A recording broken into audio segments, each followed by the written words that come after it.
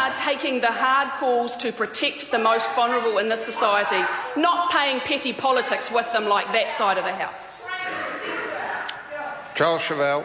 Thank you, Mr Speaker. Mr Speaker, that member who's just resumed her seat accused members on this side of the House of trying to distract attention from the true subject matter of the debate. Well, that's actually what she just did in the final couple of minutes of her debate. What this is all about is whether or not we have a government that can guarantee the security of data that it holds on behalf of New Zealanders. And plainly, it cannot. Sir, if we just have a look at the examples that have occurred over the last couple of months. We had in September the Inland Revenue Department breaching the privacy of 30 people. In the 2 weeks ahead of the tax return deadline, 70,000 phone calls to the IRD at the same time went unanswered, and it has $7 billion worth of tax yet to collect. So this is a department that needs decent IT.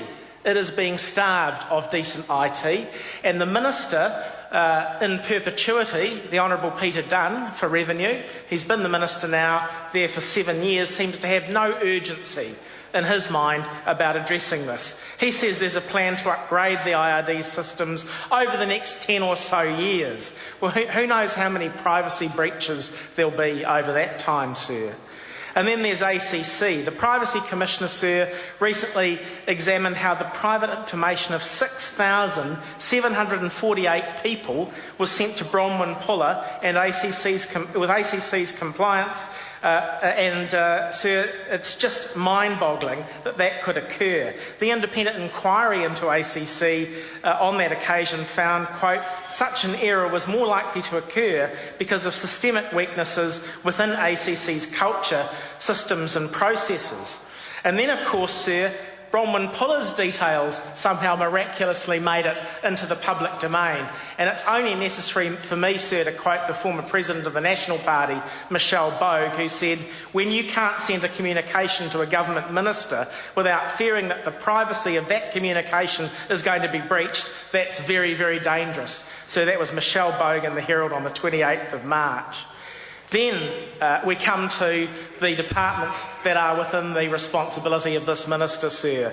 Work and income in 2011, 10 work and income staff had to be sacked after 2 inquiries into breaches of privacy. 7 staff were dismissed for appalling breaches, including sharing information with family members.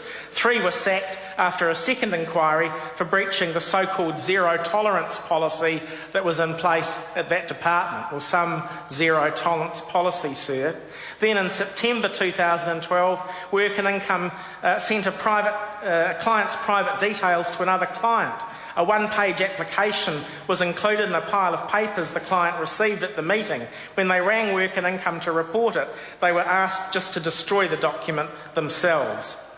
And then in August 2012, sir, there was a further breach.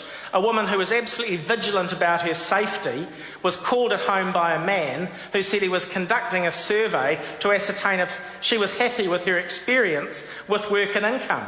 He knew her name and had information about her. She had never consented to that release of that information. So that's the record of this government on protecting privacy and keeping data secure.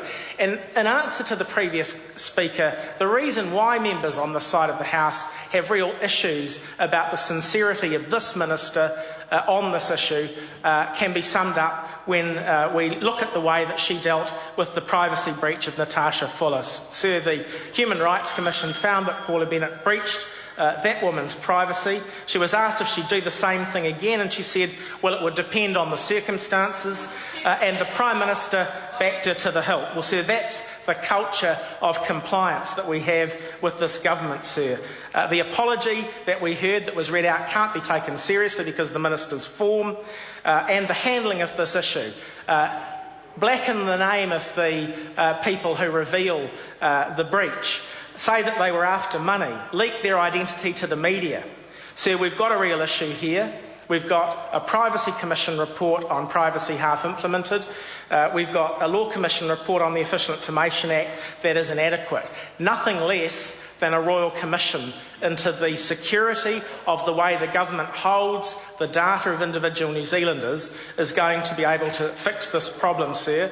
And if we don't see it from this government, we're going to see it hopefully by private members' bill, because, sir, I'm certainly keen to see one drafted to bring about that reality. Honourable Jerry Brownlee. Mr. Speaker, I think the Minister has done all that she